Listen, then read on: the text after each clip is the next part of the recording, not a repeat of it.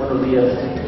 Primeramente, sí quiero agradecer mucho su presencia, pero les vamos a agradecer, créanme, no nada más nosotros estamos aquí enfrente con una responsabilidad, sino todos, compañeros. Les vamos a agradecer mucho más su permanencia. Les vamos a agradecer mucho más a su resistencia, porque la sesión es un poco larga, ya que hablaremos de lo que está ocurriendo con esta mal llamada reforma educativa. Y después, si hay dudas, créanme que con toda la confianza podemos hacerlas, las preguntas especialmente necesarias. Venimos con la mejor intención de aclarar dudas, aunque los tiempos nos corran, porque tenemos otras reuniones similares por fin más tarde, pero venimos con la mejor disposición, créanme, de aclarar las dudas que sean posibles. Y si no está nuestra posibilidad, y si nos llevamos esa inquietud y en la brevedad posible poderles dar respuesta. Pero como siempre les decimos, aquí se vale no saber, lo que no se vale es no preguntar. Porque a veces el no preguntar nos implica que creemos las versiones de los demás y nos quedamos con la idea de lo que entendió otro, no nosotros. Entonces, qué bueno que hoy venimos a llamar a su organización sindical para poderse enterar de primera mano qué está pasando y no enterarnos por terceras personas con lo que ellos entendieron y a veces hasta mal entendido, se juega un poquito al teléfono descompuesto. Esto lo hemos venido haciendo, como mencionaba mi amigo Abel, primeramente con los secretarios federales, nos reunimos con ellos, el sábado y domingo, hasta el lunes nos reunimos con los inspectores de todos los niveles, y desde el martes nos hemos dado la tarea de recorrer los sectores para informar. Ya se informó en Cuitlahua, en Sonapa, ayer se estuvo en Zongolica, hoy también se estuvo en Córdoba, hoy se está con ustedes, en la tarde en Portillo y mañana en Paso del Macho. Y donde sea necesario vamos a ir para platicar con el compañero así en corto, porque los maestros nos entendemos, hablamos el mismo idioma, nada más necesitamos la oportunidad de platicar. Por eso yo les agradezco mucho, amigas, amigos, que hoy tengamos esta reunión de familia, porque los maestros somos una familia y así nos podemos entender mejor. Primeramente yo quiero comentarles, compañeras, compañeros, que esta llamada reforma educativa de entrada no tiene nada de educativa, porque en esta reforma no se toca para nada los planes y programas de estudio, ¿o sí? No.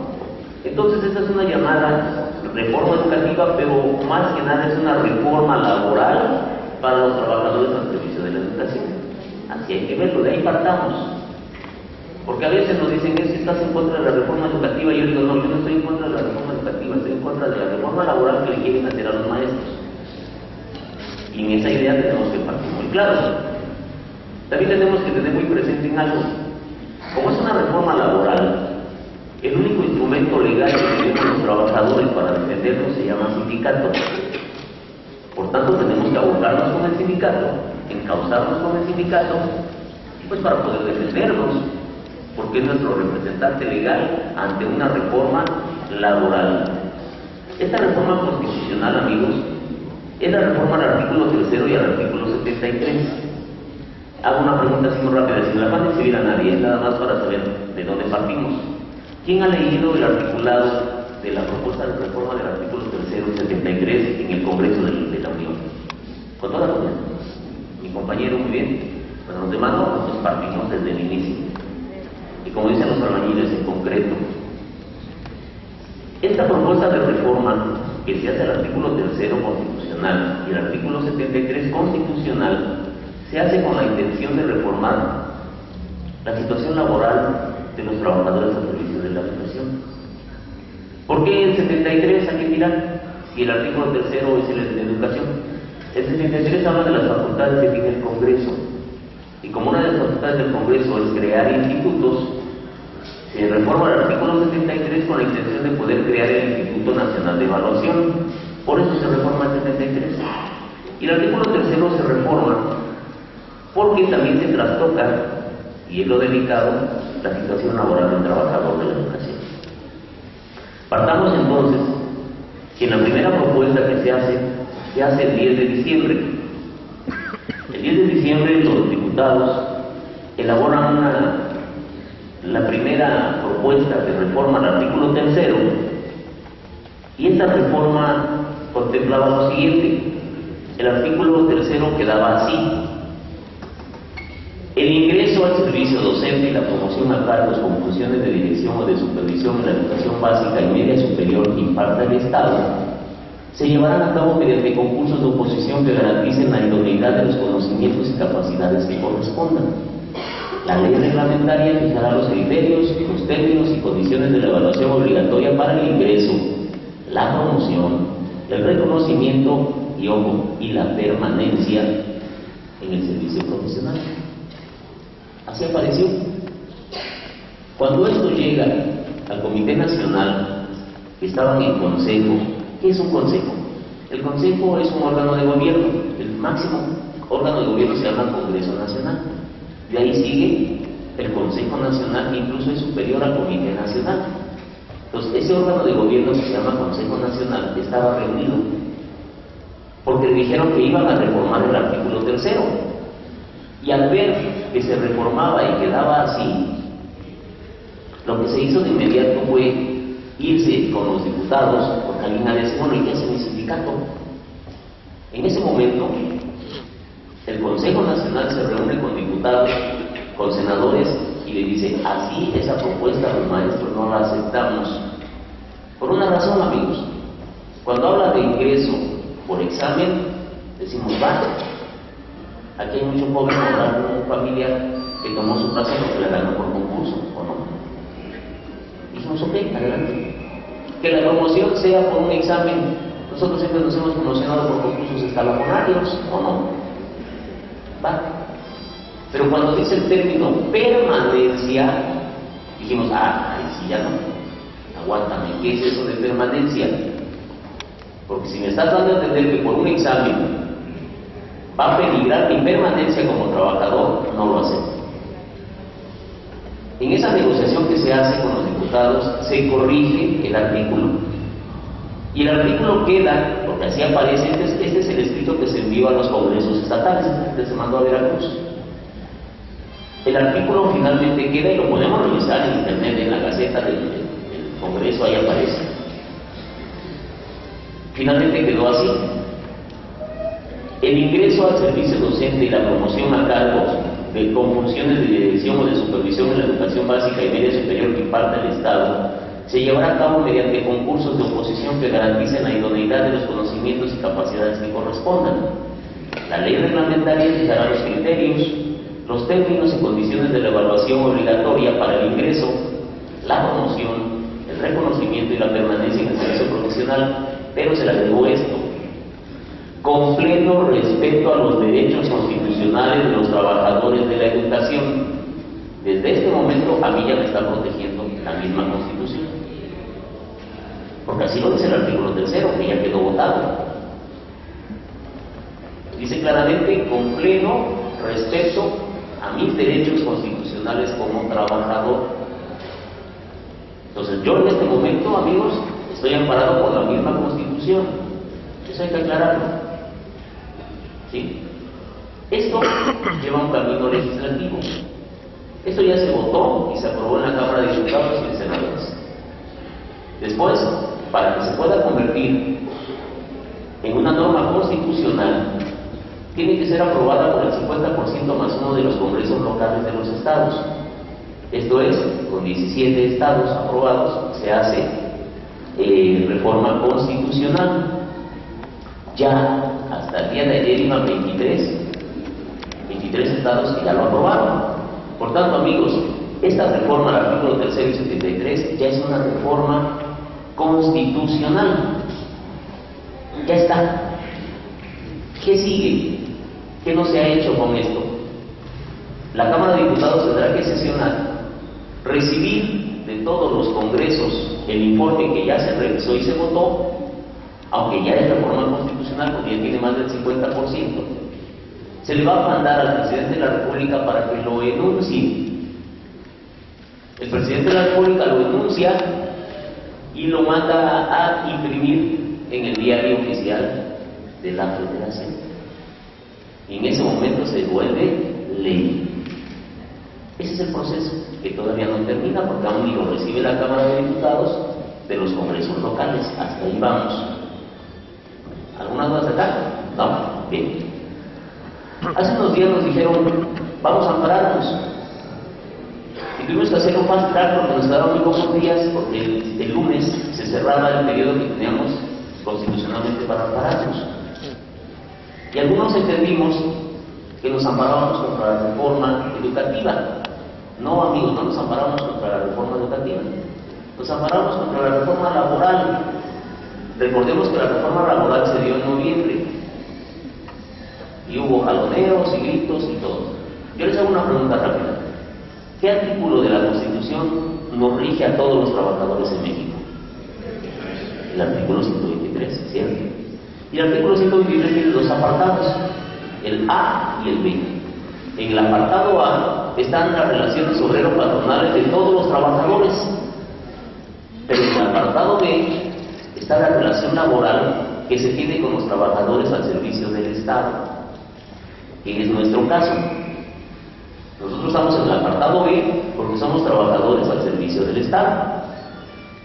Entonces, la reforma que se hizo en noviembre a nosotros no nos tocó, ni nos trastocó nada, y por eso también, cierto, omisión, no hicimos nada. La dejamos pasar porque no nos tocó nada. Pero uno de los transitorios del artículo 123 dice: todo lo que no sea resuelto en el apartado B será resuelto en el apartado A.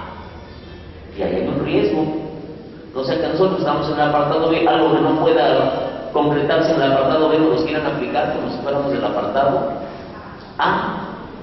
Y ahí en el apartado A, amigos, recordarán que la reforma laboral que apenas se cerró, se habla del outsourcing y del contrato por horas. Entonces dijimos, aguas. ¿Por qué nos amparamos con una especie de vacuna? Por aquello de, no tengo, por aquello de las dudas, nos amparamos. Y es cierto, el amparo es personal, pero también hay un amparo, también tenemos un amparo que es masivo. Y entonces nosotros lo que nos hicimos fue ampararnos de manera masiva. Aquí también la intención fue no solamente buscar el amparo. ¿Por qué? Porque si ganando por ley uno que gane el amparo, ampara a todos, se aplica. Pero también se pretendió el golpe mediático. No es lo mismo decir, nos estamos amparando 50 maestros en el estado de Veracruz, a decir, se ampararon 42,000 que fueron los que nos amparamos en el estado de Veracruz. ¿Por qué? Porque aquí el mensaje estaba de frente. Si en 3 días nos activamos 42,000, danos una semana y nos activamos los 90, ¿o no? Entonces, ese fue el golpe mediático de decir, aquí en Veracruz los compañeros maestros estamos informados, unidos y preparados. Por eso se hizo el amparo así. Y por eso fue la invitación que el más que pudiera lo hiciéramos, para que les pedimos su talón de cheque original, porque hay que comprobar que tenemos una relación con el patrón. Se pidió la credencial de lector porque tenemos que comprobar que éramos la persona que dice el talón de cheque.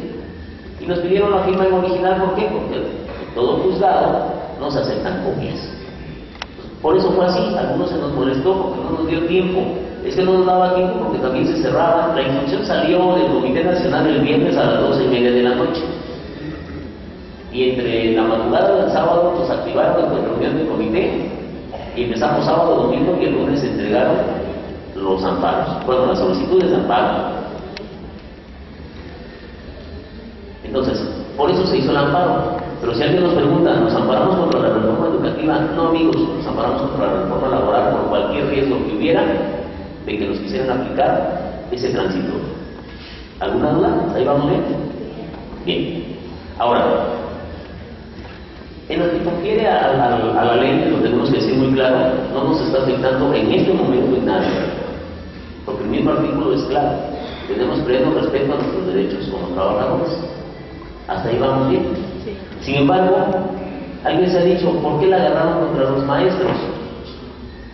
No, amigos, no la están tomando contra los maestros, por nada más. Esto tiene una estrategia que viene de un llamado Pacto por México. Déjenme que les platique de qué se trata el Pacto por México. El Pacto por México es una estrategia de gobernabilidad que hacen los partidos. El Pacto por México lo firman 3 partidos, el PAN, el PRI y el PRD. Lo conviene para darle gobernabilidad como estrategia al país. Y una de las acciones son las acciones educativas, lo enunciaron desde la toma de posesión. Pero no nada más van contra los maestros. Este Pacto por México tiene muchas aristas. Hace 8 días, el lunes, Zambrano, el líder del PRD, anunció que van por la reforma energética. El miércoles de hace 8 días, Luis Videgaray, secretario de Hacienda, anuncia que también se va por la reforma hacendaria y fiscal. O sea que no nada más van sobre la situación educativa o de los maestros, laboral de los maestros, sino que van por las demás aristas. Tiene muchos frentes esto. Y tenemos que revisar ese llamado Pacto por México. Porque en el Pacto por México se manejan acciones educativas. Vamos a revisarlas. En este Pacto por México se habla de 9 acciones educativas. Me llama la atención 5, se las platico. La primera acción educativa que establece el Pacto por México habla de un censo por parte del INEGI que inicia en septiembre y se debe terminar en diciembre de este año. En ese censo se dice: se elaborará un censo por parte del INEGI para contar con los datos educativos en una sola plataforma. Alguien puede decir, pues es algo muy normal. Nosotros entregamos la documentación estadística al director, el director lo entrega al inspector, el inspector lo entrega al jefe de sector, y el jefe de sector lo entrega a Jalapa. Es malo, lo mandamos por internet. No. Sí, pero eso tiene un trasfondo, hay que ver un poquito el lado perverso de esto. Ser mal pensado. Se habla de que el INEGI no va a hacer, o sea que no le está creyendo al hacer, lo va a hacer el INEGI como organismo autónomo. Va a hacer el censo para saber cuántas escuelas hay, cuántos maestros hay y cuántos alumnos hay. ¿Qué se va a pretender, amigos, con esto? ¿Creen que se van a pretender hacer nuevas plazas o creación de nuevas plazas? No. Lo que van a decir, plazas sí hay, maestros sí hay. Lo que pasa es que están mal distribuidos. Y aquí vamos a caer en la relación alumno-maestro, el rango. Y entonces, después de esto, con los datos en una sola plataforma en la mano, se va a decir que en la escuela Vicente Guerrero tienen 50 niños y 5 maestros. Aquí me sobran 3 maestros. Por tanto, el director de la escuela, señor, mándeme a 3 maestros, porque aquí tiene su nueva orden de presentación, porque se van a ir a cumplir sus funciones a otro centro de trabajo. Oiga, es que yo no pedí mi cambio. No, es que tú hayas pedido tu cambio.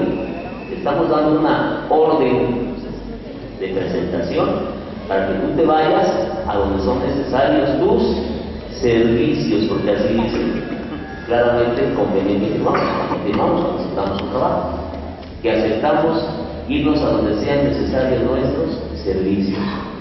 Habrá un compañero que diga, oiga, ¿y mi inamovilidad? Cierto, la inamovilidad es aquel derecho que tenemos los trabajadores de no movernos si no pedimos el cambio, siempre y cuando no sea por necesidades del servicio. ¿Y qué sostiene nuestros grupos, amigos? Los niños. Y si no tenemos niños, no tenemos modo de justificar nuestra permanencia o presencia en ese lugar. A eso se lleva la creación de este censo. A decir cuántos somos, dónde estamos y cuántos niños atendemos. ¿En qué escuela la atendemos? Porque también va a llegar el del INEGI y le va a decir al maestro, maestro, aquí veo que tienes a Mariquita Telles. ¿Qué grupo atiende Mariquita Telles? Mariquita Telles pues es el apoyo técnico. ¿Y dónde está? Es que no vino hoy. Y ayer tampoco. Y aquí no será que Mariquita Telles nada más cobra ahí, pero no está. Entonces va a decir, ok, Mariquita Telles aquí cobra, pero no viene. Entonces, aquí estamos sintiendo claramente que va a ser un órgano fiscalizador de quién está y quién no está. Y lo más delicado, porque algún compañero va a decir, oiga, es que me están mandando, yo estaba en Huatusco y ahorita mi de presentación dice Cosamaloapan. Oiga, pero es que mi familia, llévesela o haga otra ya.